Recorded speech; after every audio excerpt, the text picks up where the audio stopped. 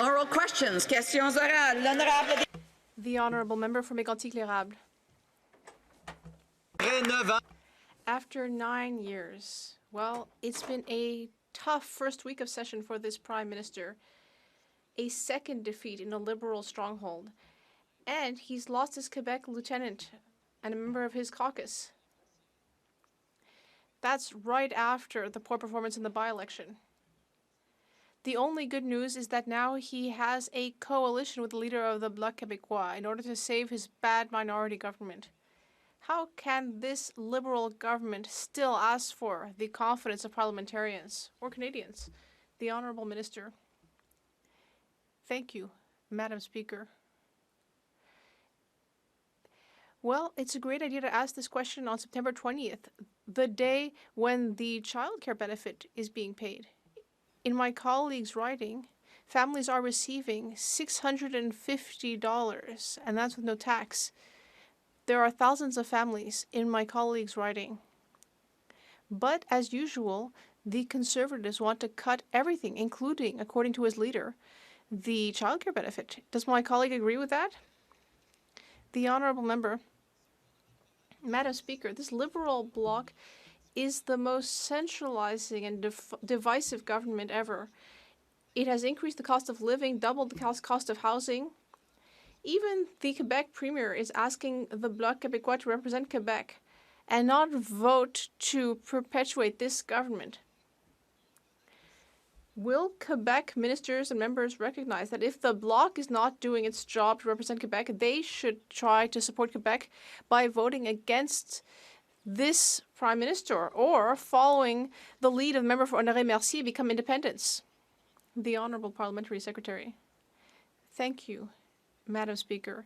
It's horrifying, the level of cynicism it takes to decide to attach your political future to the failure of the Canadian economy, like the leader of the Conservative Party did.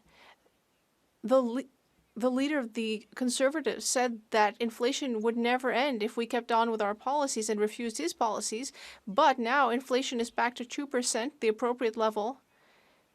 Does he really believe in the silly things he says? Is everything just politics for the Conservatives? The honourable member.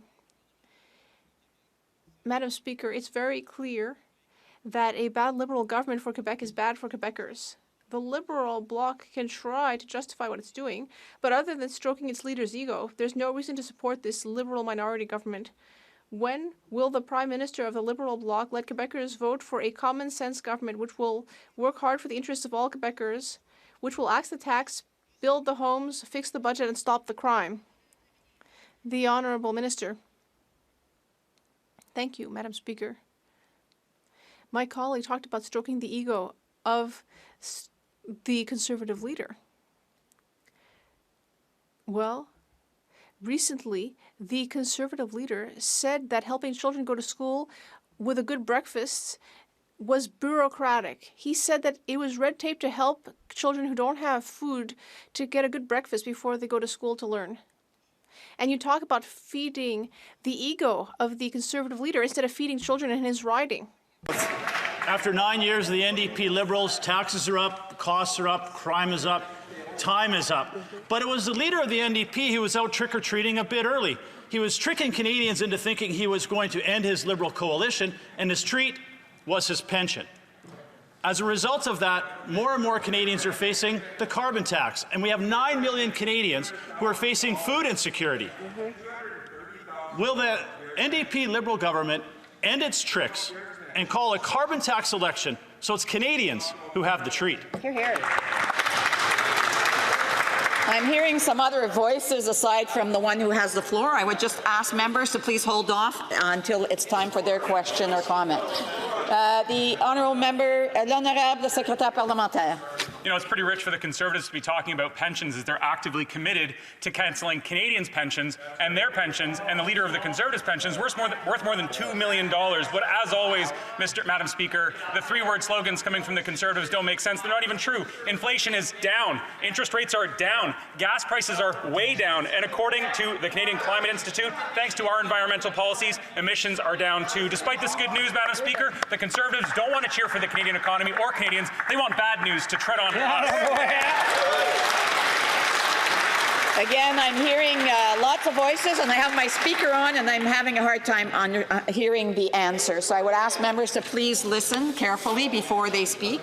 The honourable member for Foothills. Here's the real news, Madam Speaker. The number of Canadians facing food insecurity is up 111%. That is 25% of Canadian families who can't afford to put food on the table. Let that sink in. How is that even possible? But that is a stark reality Canadians are facing as a result of the Liberal NDP costly carbon tax, driving up costs on farmers, on truckers, and on food production. The Liberal NDP government has already said they don't work for the people. They work for the Prime Minister. Will this NDP Liberal government put Canadians first and call a carbon tax election? The Honourable Parliamentary Secretary. Madam Speaker, time and time again in this House, the Conservatives cite food bank lineups and food insecurity to try to signal that they care about Canadians, while they every day stand up in this House and cheer on bad news and really root for the failure of our economy in Canada. Inflation is down to the Bank of Canada's target rate of 2%. That is good news for all Canadians. That affects food prices in this country. Our government has put forward a grocery rebate, GST rebate, immediate support, and a national school food program. The Conservatives voted against feeding children. The Deputy de Saint-Jean. The honourable member for Saint-Jean. Today, I'm going to talk about seniors' precarious financial situation. Seniors are listening to us, and they expect us to put aside petty politics. It's completely unjustifiable that people between 65 and 74 are receiving 10% less old age security than people older, at a time when they're facing the same cost of living. There's no reason to create a two-tier system like this. This is age-based discrimination. Will the government put an end to this, or will it have to defend its actions at the ballot box? The Honourable Minister. Well, first of all, Madam Speaker, is that yes, we did increase assistance for seniors 75 and older. As my colleague knows, as we get older, we are less and less able to work. We have higher costs for medication, housing, and transportation. We have always said we will continue to be there for seniors in my riding and elsewhere. And then the good news is that as of July 22nd, there were 8,000 seniors in the riding of Saint-Jean who were part of the new Canada Dental Care Program. The honourable member for Saint-Jean. The Liberals have a choice. They can put an end to this two-tier system and increase old age security for seniors between 65 and 74, or they can keep giving us platitudes and they'll pay the price for that. But the Bloc Québécois is going to keep hammering the Liberals on this. A government with $34 billion to spend on a pipeline could definitely find the money to support seniors from 65 to 74. Will this government support all seniors from 65 years of age, or will they pay the price at the ballot box? The Honourable Minister. Thank you, Madam Speaker. My colleague talked about platitudes. It's not a platitude that 8,022 seniors in her riding as of July 22nd will now be able to get affordable, accessible dental care. Many of them have been waiting for this for years because dental care costs a lot. Cleanings, crowns, and so on. It's very expensive, and it's painful. While they're not getting care, it's painful. But now there's 8,000 people in her riding, but some are not members yet. Indigenous peoples represent 20% of unhoused people in Canada.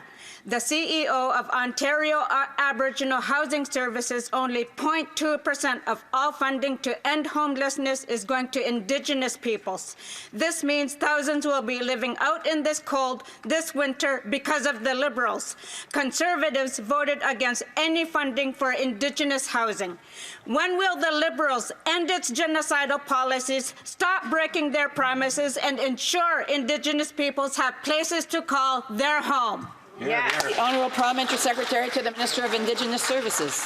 Madam Speaker, we are taking action to address the tremendous lack of safe, affordable housing and housing supports for Indigenous peoples in urban, rural and northern communities. Conservatives are pulling from the same old Ottawa knows best approach. Since 2016, we've taken a different approach, working closely with partners to determine the scope and scale of housing needs on reserve. In our efforts to help close the gap, we've increased our funding for on-reserve housing by over 1,100%. We're supporting the construction, renovation, and retrofit of over 36,000 homes in First Nation communities and are co-developing a 10-year housing and infrastructure strategy. We won't stop, Madam Speaker. The Honourable Member for Port Moody Coquitlam. Really disappointing, Madam Speaker, to see the Liberals stand up when they know they've done less than 2%, 0.2% spending on Indigenous housing need. Today, rental vacancy rates in St. John's bottomed out at 1.5%. That means that even when doing everything right, people still can't find an affordable place to live. This housing disaster is happening because Liberals and Conservatives gave 1 million affordable rental homes to corporate landlords. And now the people of St. John's and everywhere in Canada are paying the price. Why are the Liberals, just like the Conservatives, not protecting Canadians from greedy corporate landlords? The Honourable Parliamentary Secretary to the Minister of Housing, Infrastructure and Communication and Communities. It is very true, Madam Speaker, that rent is too expensive in this country. But what's incumbent on all federal parties, including the NDP, is to put forward a plan. The Conservatives don't have a plan, but neither does the NDP. What's our plan to help on rent? We've waived GST from the construction of apartments for lower income and middle class families and individuals. We put forward an acquisition fund to help not-for-profits purchase housing facilities to keep rent affordable. And we've invested in co-op housing, the single largest investment in the past 30 years. Where's the NDP on these issues? The Honourable Member Kelowna Lake Country. After 9 years of the NDP Liberals, taxes are up, costs are up, crime is up, and time is up. The coalition just got bigger after the NDP leader's fake stunt of ripping up his agreement. Now, this NDP Liberal government has new partners in the bloc. These coalition partners support being part of a government that hiked taxes, ballooned food costs, doubled housing costs, and unleashed crime and chaos in our once safe streets. When will Canadians have a carbon tax election so they can decide between this costly coalition government and common sense Conservatives? The Honourable Parliamentary Secretary. Thank you, Madam Speaker. While the member opposite brought up crime and chaos in the streets, let's talk about what the member of St. Albert Edmonton was doing in the Ottawa streets just this past week. He was having cocktails and flirting with fascists who actually interrupted a Terry Fox memorial. Madam Speaker, Conservatives are spending more time with those who are flying Russian flags on Parliament Hill than concerned about Canadian safety.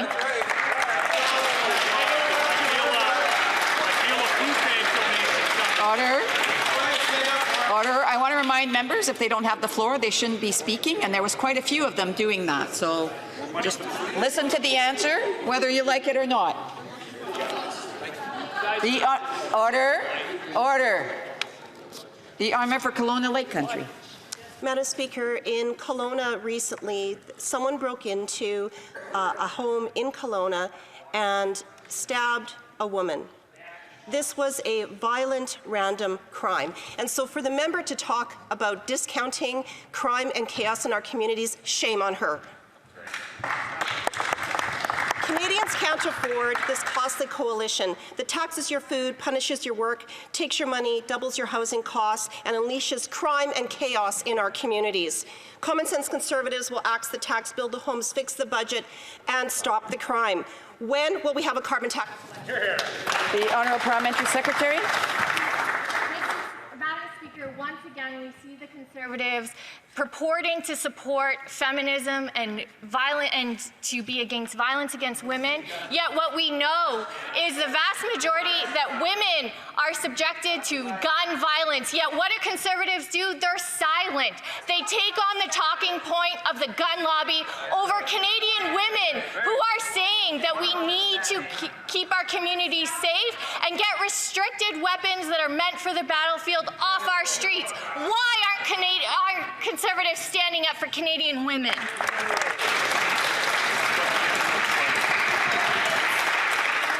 Again, I want to remind members to please be respectful. They had the opportunity to ask a question. They should take the opportunity to listen to the answer. Tell her to be respectful. The Honourable Member for St. Albert Edmonton is out of order, and I would ask him to hold himself back from all of these outbursts.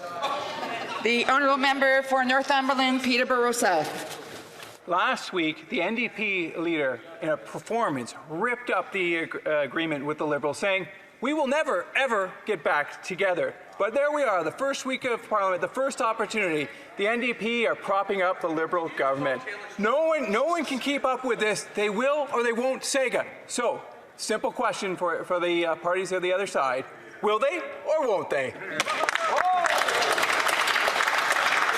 L'honorable secrétaire parlementaire. Merci, Madame la Présidente. Comme la... Thank you, Madam Speaker. As the question wasn't directed towards us, I'll just take advantage of this day about military families to underscore the sacrifice of military families in Canada who help to support our safety here in Canada and elsewhere in the world. I know that there are currently a number of members of our forces who are in Latvia for Operation Reassurance.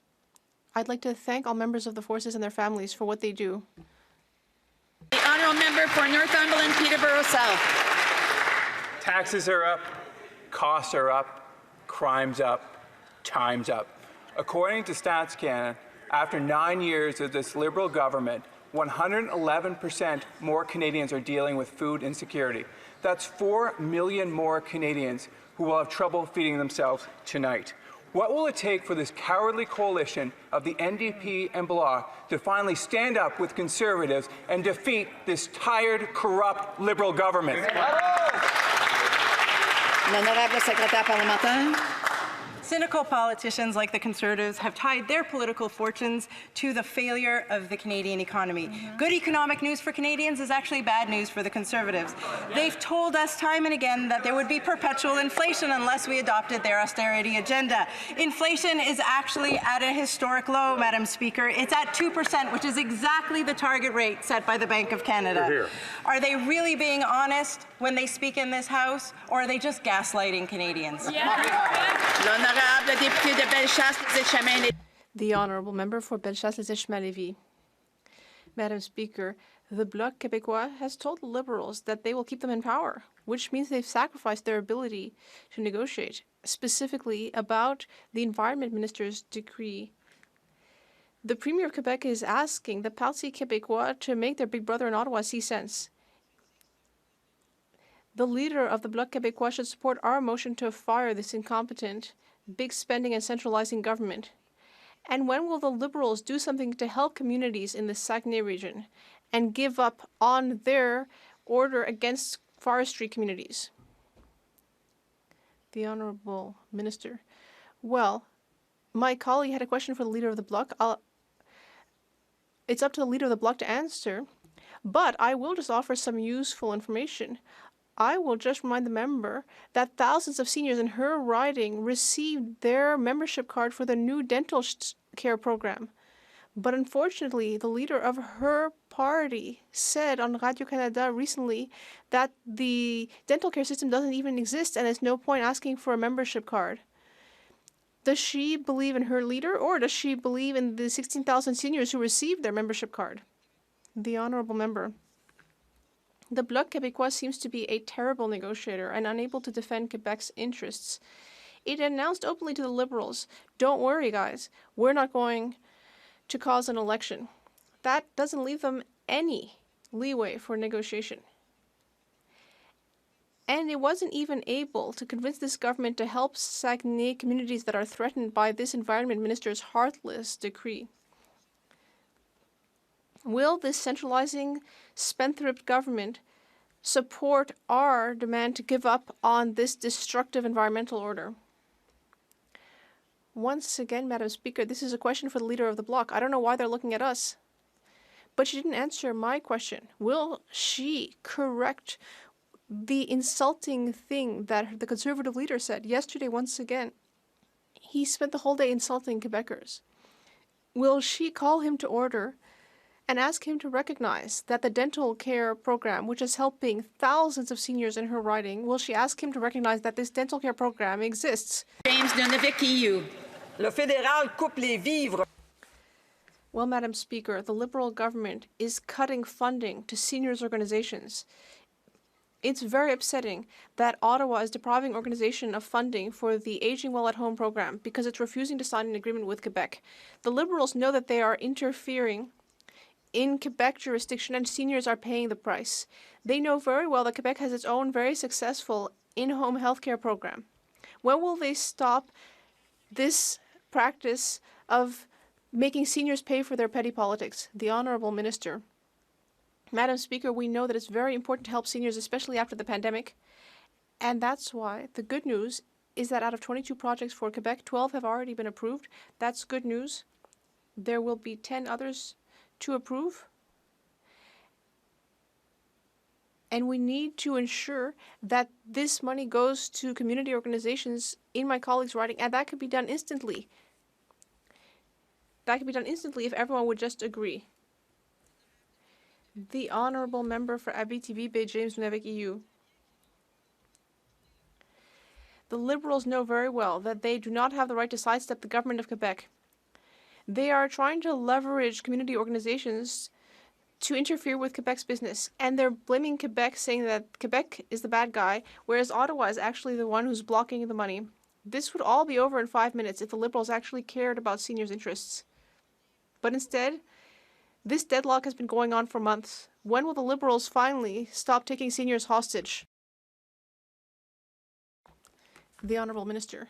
Well, I'm a bit surprised because we just heard that helping seniors shouldn't be up to the federal government and that MPs in this House should not help seniors in their own ridings.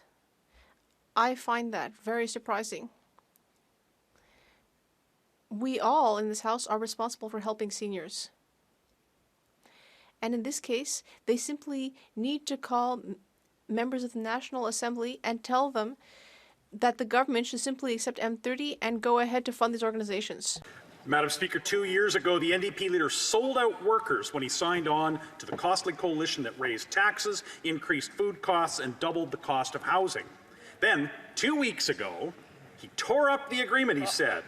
But this was just a cheap political stunt to avoid losing a safe NDP seat in a Winnipeg by-election.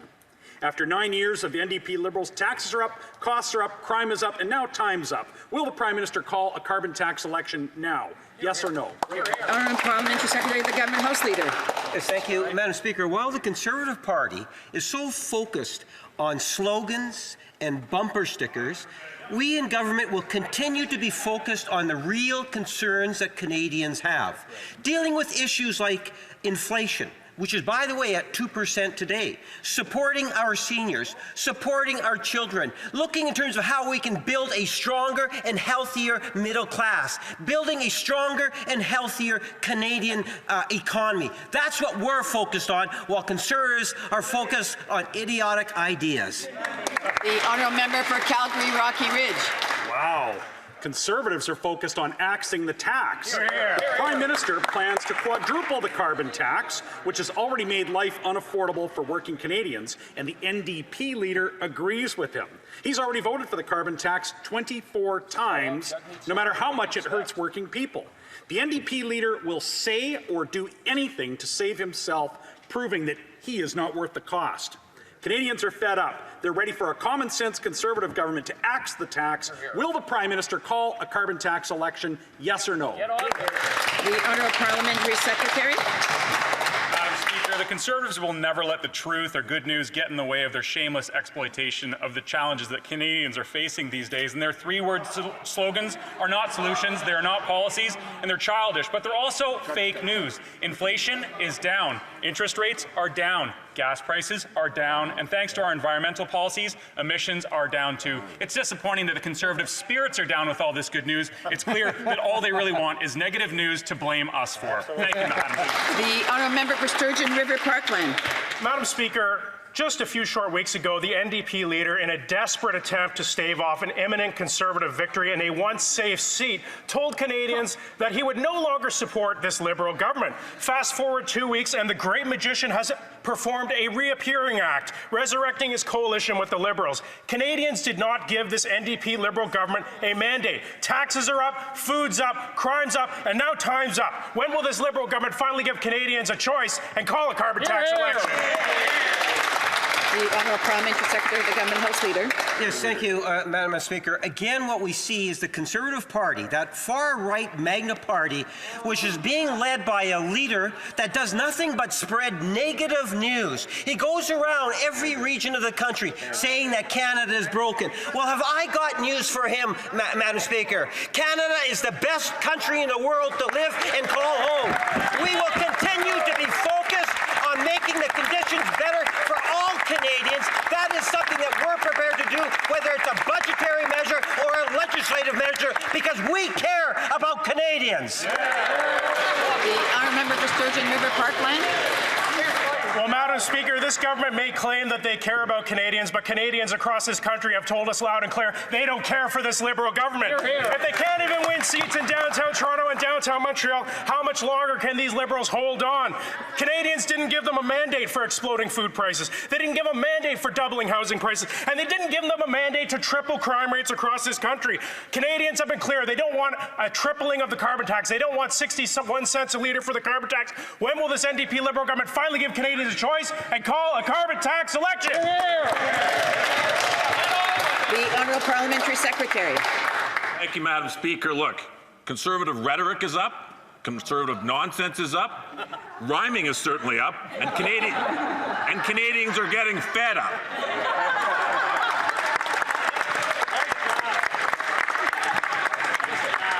My intention, Madam Speaker, is to do what I've always done, keep my head down, work on the issues with my colleagues. They can keep working on bumper stick and slogans all day long. The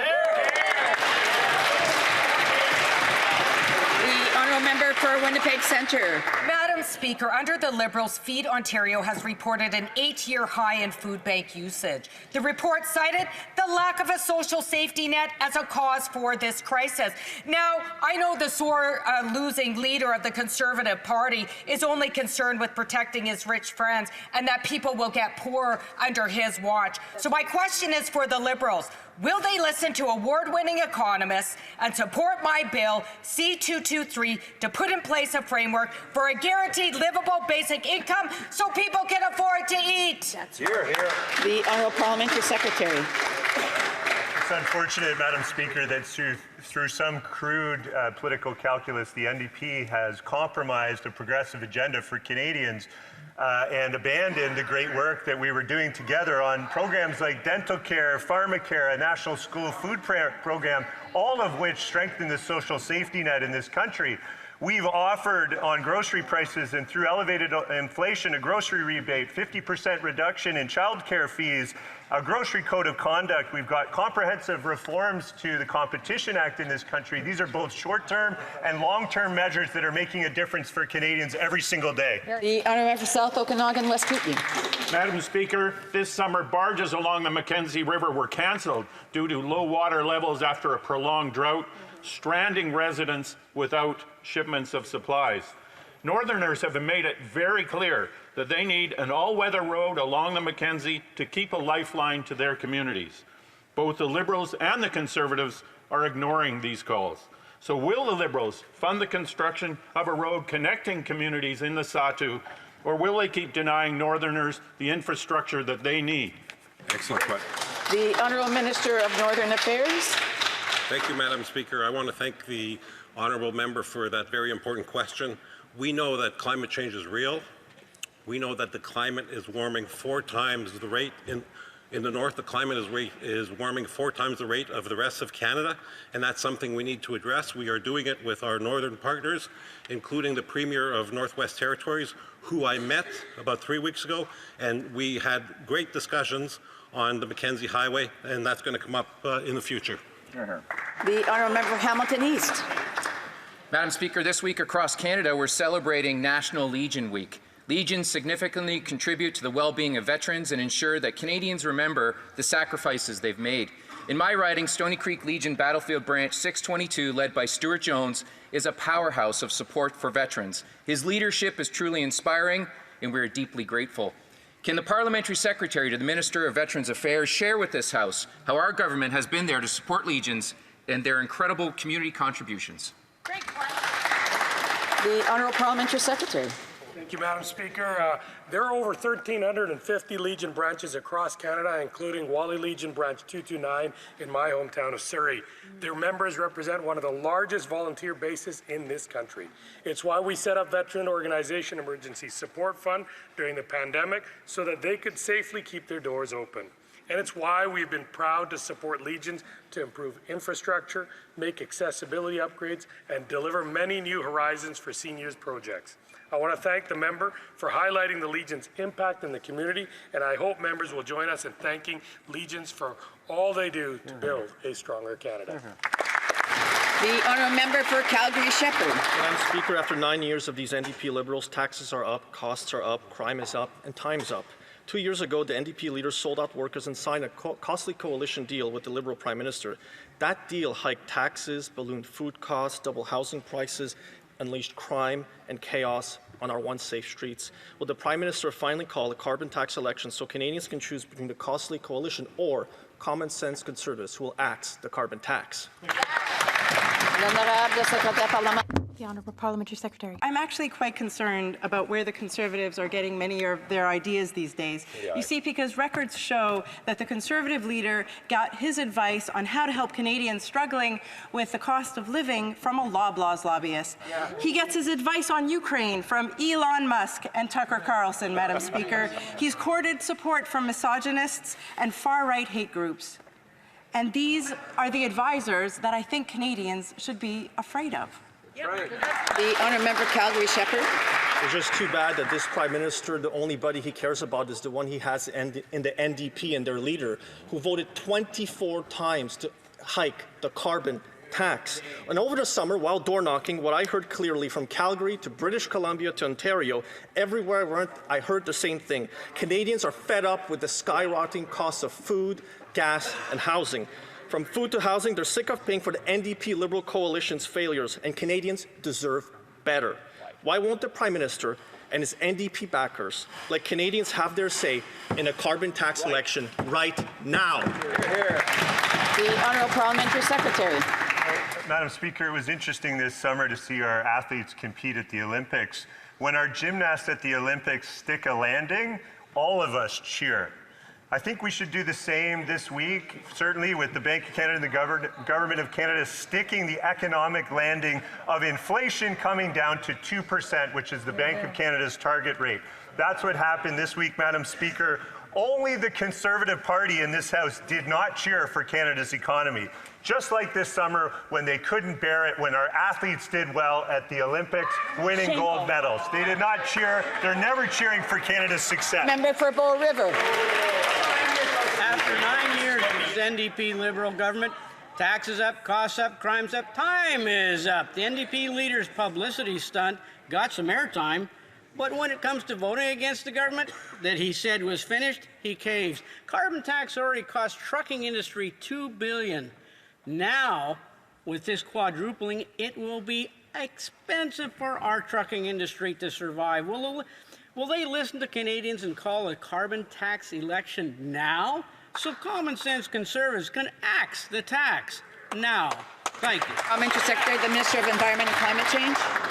Thanks, Madam Speaker. And once again, these Conservatives will never let the truth get in the way of their exploitation of the real challenges that Canadians are facing. They don't want to acknowledge the fact that in Canada, inflation is down to the target rate of 2%. Interest rates are down, gas prices are down, and emissions are down, Madam Speaker. But we've heard it from the Conservatives over and over again. They'll never cheer for the Canadian economy. But this summer, when we were all cheering on our Canadian athletes, I barely heard a squeak from the Conservative side. And in fact, the Conservative leader never even tweeted once about the Paralympics. That's really disgusting, Madam Speaker. We should all be on the side of Canada.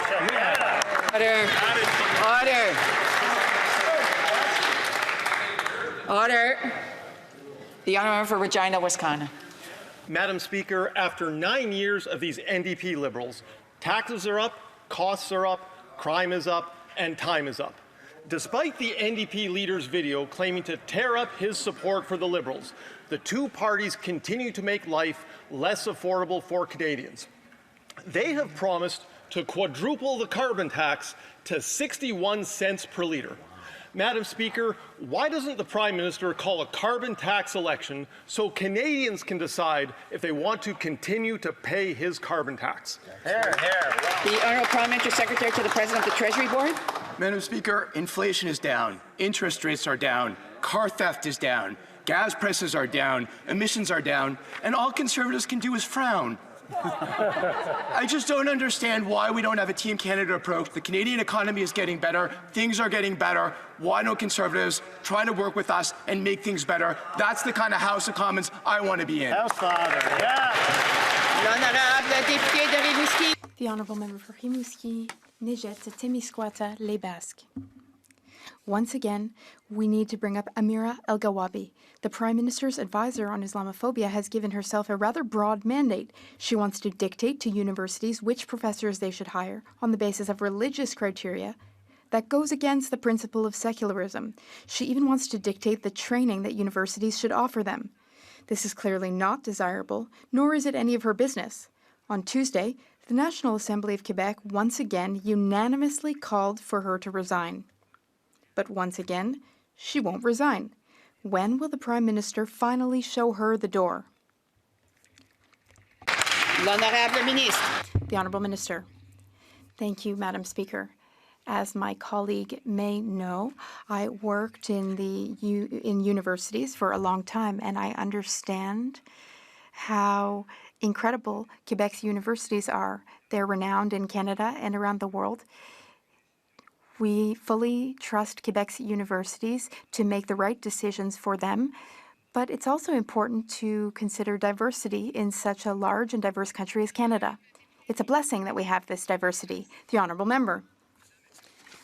Ms. El-Gawabi's mandate is supposed to be building bridges, but all she's doing is digging gulfs and divides. She embodies a risk associated with excessive multiculturalism promoted by Canadian political parties. What risk is that?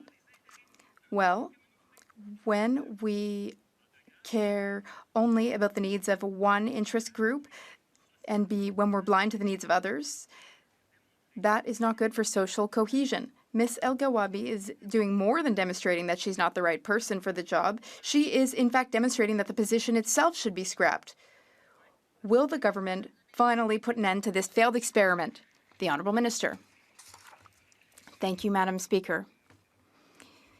It's very easy to engage in divisive politics. It's easy to divide Canadians and Quebecers.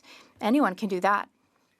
What is more difficult to do, and also more important to do, is to unite people. We all in this room have the responsibility and the ability to unite people, whether we are Quebecers, from any walk of life, of any religion. We are all equal Quebecers in the eyes of the law, and we all have the right to live with dignity and to live well. Madam Speaker, after 9 long years of the NDP Liberals, taxes are up, costs are up, crime is up, time is up. 2 weeks ago, the NDP leader made a big spectacle of tearing up the costly coalition agreement with the Liberals. But now he says the NDP will vote to keep them in power. What's the truth? It's all a stunt to trick voters. British Columbians are struggling and want to change election. Will the Liberals axe a tax or call a carbon tax election today? Parliamentary Secretary. You know what else British Columbians care about, Madam Speaker? Their workers care about unions. Yesterday, in front of the parliamentary committee that's responsible for labour issues, we heard what the Conservative position on unions actually is. They would allow for unions to be starved of membership dues that are vital for their functioning. That means unions wouldn't, among other things, be able to collectively bargain on behalf of their members. On the one hand, they talk about workers. You scratch the surface, Madam Speaker, you find a party that's the same old thing. They do not care about Canadian workers. The honourable member for Edmonton Manning. Madam Speaker, after 9 years of NDP Liberal government, taxes are up, costs are up, crime is up, time is up. Even after their breakup, the leader of the NDP is keeping this Prime Minister in power What a surprise. That means quadrupling the carbon tax to 61 cents a liter, driving more Canadians to food banks, and grinding our economy to a halt, and killing hundreds of thousands of jobs. That means he's punishing hardworking Canadians just to keep his pension. When will the Prime Minister do the right thing and call for a carbon tax election? The Honourable Parliamentary Secretary, the Minister of Environment and Climate Change. Again, Madam Speaker, pretty rich for the Conservatives to stand up in this House when they've introduced legislation when they were in government to raise the retirement age to 67 and gut Canadians' pensions. Madam Speaker, we're the party that reformed CPP and brought forward more senior supports. We are working to ensure that Canadians' pensions are strong, Madam Speaker. But I have to mention, that member from British Columbia stands in this House all the time to rail against carbon pricing. He was part of the Liberal government in British Columbia that brought forward Canada's first ever carbon tax, a successful measure that has lowered their emissions in British Columbia for over a decade. The hypocrisy, Madam Speaker. L'honorable député de Beauce. The Honourable Member for Beauce. Madam Speaker, the Bloc Liberal coalition is costing Quebecers and Canadians more and more.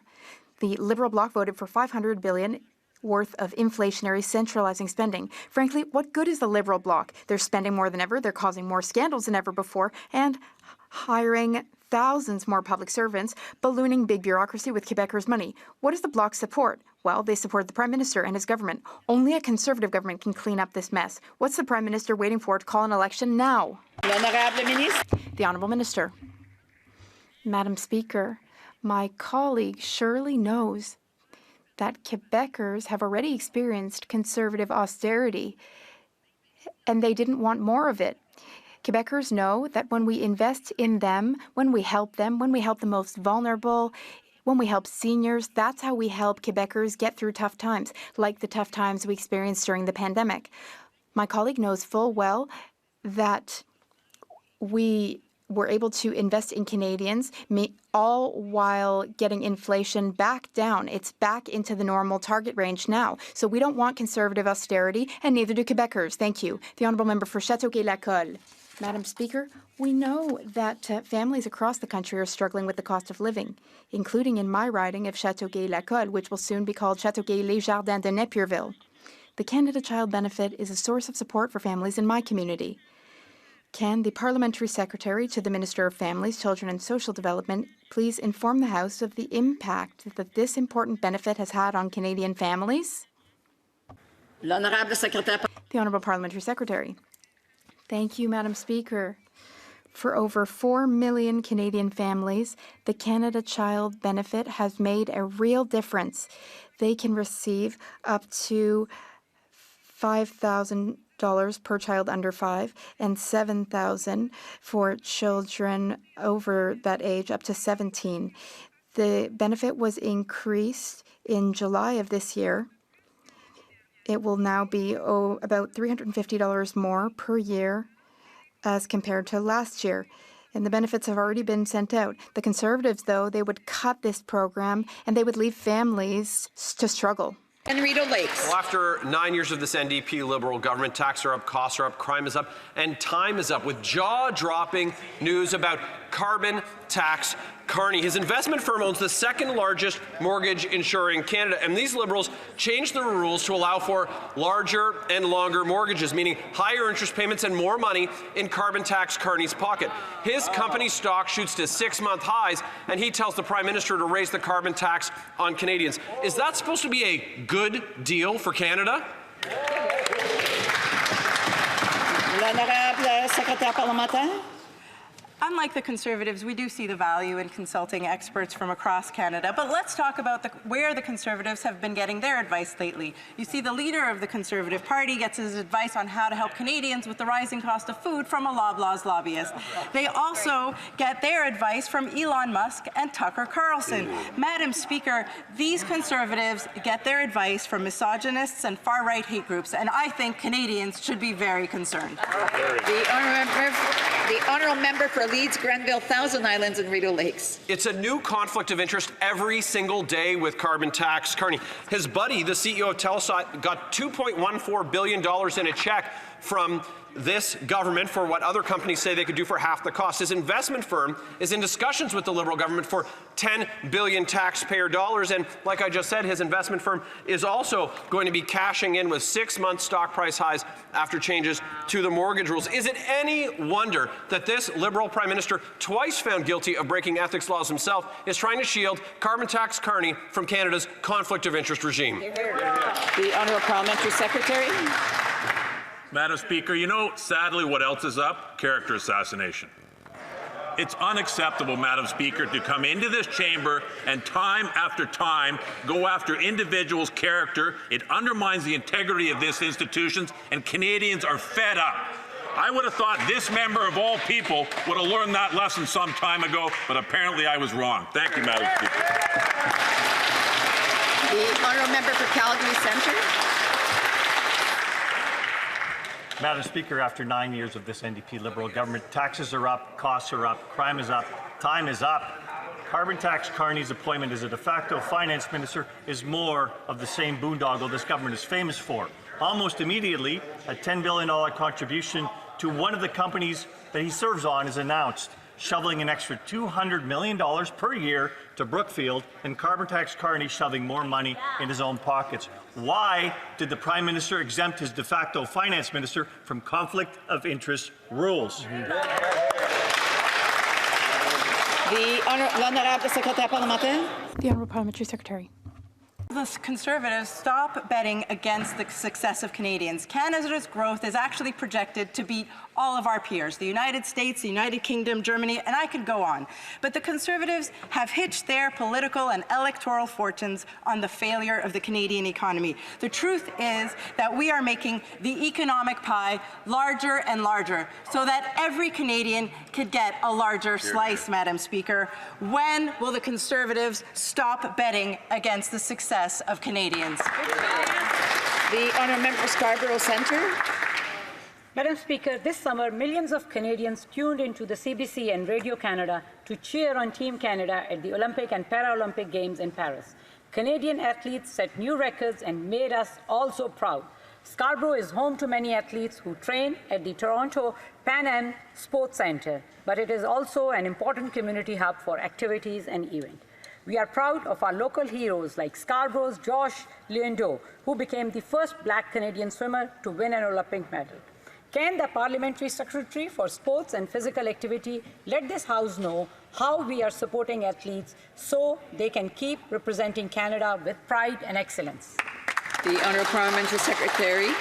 Thank you, Madam Speaker. Canadians are proud to celebrate the exceptional performances of Team Canada athletes this summer as they won a record number of medals and inspired the next generation of Olympic athletes. And Madam Speaker, through Budget 24, our Liberal government boosted the Athlete Assistance Program that supports Canadian athletes. These carding checks directly support over 1,800 athletes across more than 94 sports. But we're also investing more broadly in participation, Madam Speaker, not just for future sports stars, but also to support the physical and mental health, the strength of our communities through the Power Sport Physical Activity and Recreation. Our community, Sport for All, has brought sport to over 1 million Canadians so they could try new sports and activities, because when Canadians are moving, our whole country wins. The Honourable Member for North Island, Powell River.